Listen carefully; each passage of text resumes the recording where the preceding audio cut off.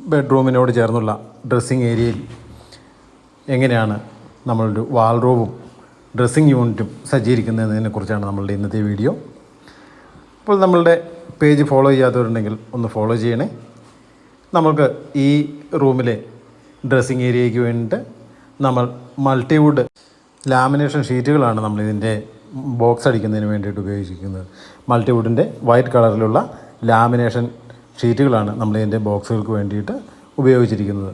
അത്തരത്തിലുള്ള ബോക്സുകൾ നിർമ്മിച്ചതിന് ശേഷം അതിൻ്റെ മുകളിൽ ഭാഗത്തായിട്ട് നമ്മളൊരു സ്റ്റീലിൻ്റെ പൈപ്പ് കൊടുത്ത് സാരികളും ചുരിദാറുകളുമൊക്കെ മടക്കി ഹാങ് ചെയ്യുന്ന രീതിയിൽ അതിൻ്റെ മുകൾ ഭാഗം സജ്ജീകരിച്ചിട്ടുണ്ട്. അതുപോലെ തന്നെ താഴത്തെ ഭാഗങ്ങളിൽ തുണികൾ അടുക്കി മടക്കി വയ്ക്കുന്നതിനും നമ്മൾ ആ താഴത്തെ ഭാഗം വളരെ ഭംഗിയാക്കി വെച്ചിട്ടുണ്ട്.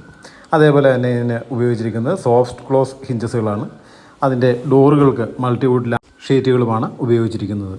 അതേപോലെ ഇതിൻ്റെ ജനലിൽ നിന്നും നമ്മളുടെ ഡ്രസ്സിങ് ഏരിയയിലേക്ക് വെളിച്ചം കിട്ടുന്നതിന് വേണ്ടിയിട്ട് നമ്മളവിടെ 2 പാളി ജനലുകൾ കൊടുത്തിട്ടുണ്ടായിരുന്നു. അപ്പോൾ ആ ജനലുകളുടെ വെളിച്ചം ഒട്ടും നഷ്ടപ്പെടാതിരിക്കുന്നതിനായിട്ട് നമുക്കവിടെ ഒരു മിറർ സെറ്റ് ചെയ്യുകയും ആ മിററിൻ്റെ ബാക്കിലായിട്ട് തന്നെ മേക്കപ്പ് മെറ്റീരിയൽസുകൾ വയ്ക്കുന്നതിന് വേണ്ടിയിട്ട് ചെറിയൊരു കബോർഡ് അവിടെ സജ്ജീകരിക്കുകയും ചെയ്തിട്ടുണ്ട്. മേക്കപ്പ് സാധനങ്ങൾ എടുത്തതിന് ശേഷം നമുക്കിതൊരു ടേബിൾ ടോപ്പായിട്ട് കിട്ടുകയും അതിൻ്റെ താഴ്ഭാഗം നമുക്ക് കണ്ടു കഴിഞ്ഞിട്ടുണ്ടെങ്കിൽ ആ കബോർഡിൻ്റെ ഒരു ഭാഗമായിട്ട് ഒരു ഡോറായിട്ട് തോന്നുന്ന രീതിയിൽ സജ്ജീകരിച്ചിട്ടുണ്ടെങ്കിലും അത് നമ്മളൊരു ചെയറായിട്ടാണ് അവിടെ നിർമ്മിച്ചിരിക്കുന്നത്.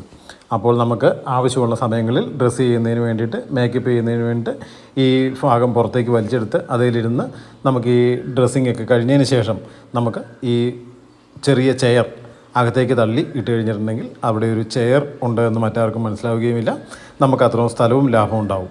എന്നാൽ കണ്ടു കഴിഞ്ഞാൽ അതൊരു കബോർഡാണെന്ന് മാത്രമേ നമുക്ക് തോന്നുകയുമുള്ളൂ.